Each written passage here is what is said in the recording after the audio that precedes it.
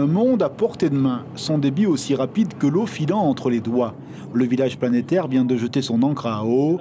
L'Internet au foyer, au confort tranquille, est une affaire de semaines désormais. Ce bateau a transformé l'utopie en réalité. Dans son sillage, un câble sous-marin, une autoroute pour les données. Les autorités sont là pour le moment sacré, la jonction entre le câble sous-marin et son cousin terrestre. La promesse du pays d'un Internet déployé partout prend forme.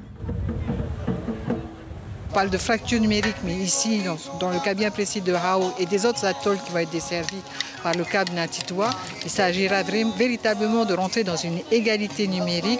Et cette égalité numérique va certainement représenter un développement aussi économique pour l'atoll. La venue des Chinois et de ces fermes aquacoles, et il y aura nécessairement, et c'était une des premières questions qu'ils ont posées, quel était le débit et l'accès Internet, les modalités en termes d'accès Internet. Donc nous pensons que ce sera parmi les premiers à utiliser le câble.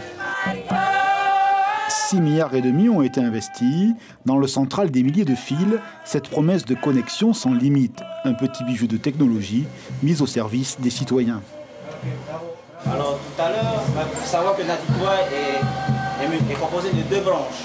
La branche nord et la branche sud. La branche nord qui est entre Hitia et Nukuhiva. Et la branche sud entre Hitia et Hao.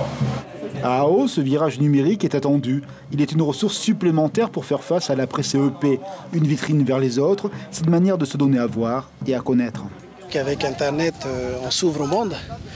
On peut raconter notre histoire.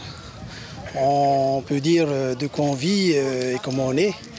Donc oui, c'est très important pour la municipalité et aussi pour sa population. En principe, tout devrait fonctionner pour Noël, avec une puissance numérique que ne pouvaient offrir les services par satellite. Le bateau va quitter l'atoll, sa mission, elle, continue. Après Hao, il y aura Makemo, puis un certain nombre d'autres îles. Le bateau reviendra sur Tahiti, donc précisément à Hitia. De Hitia, il repartira pour desservir Rangiroa, Takaroa et puis Ivaoa et Nukuhiva. Et ensuite, donc, nous ferons des tests pendant à peu près 1 mois. L'ère numérique n'est plus une réalité virtuelle en Polynésie, à Hao. La planète nouveau quartier de l'atoll a été célébrée en toute authenticité.